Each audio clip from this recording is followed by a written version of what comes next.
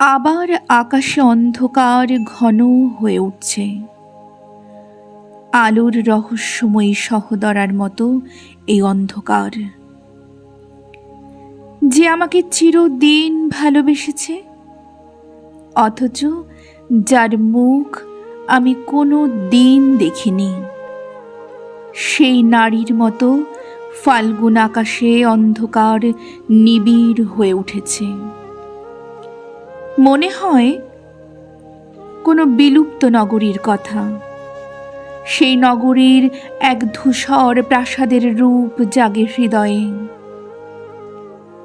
ভারত সমুদ্রের তীরে কিংবা ভূমধ্য সাগরের কিনারে অথবা টায়ার সিন্ধুর পাড়ে আজ নেই।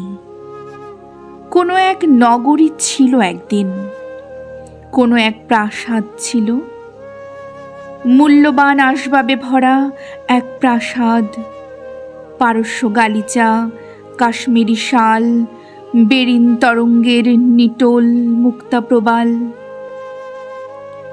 আমার বিলুপ্ত হৃদয়, আমার মৃত চোখ, আমার বিলীন স্বপ্ন, আকাঙ্ক্ষা, আর তুমি নারী।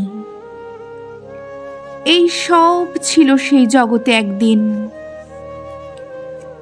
অনেক কমলা রঙের রোদ ছিল, অনেক কাকাতুয়া পায়রা ছিল, মেহগনির ছায়া ঘন পল্লব ছিল অনেক। অনেক কমলা রঙের রোদ, আর তুমি ছিলে। তোমার মুখের রূপ কত শত শতাব্দী আমি দেখি না, খুঁজি না।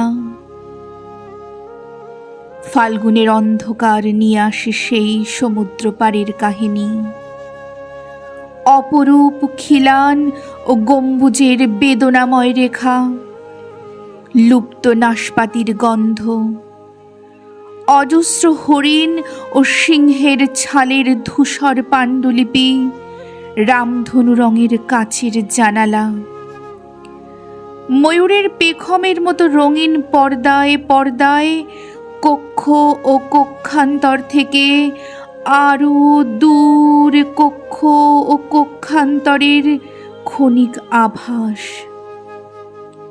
আয়ুহীন স্তব্ধতা ও বিস্ময়।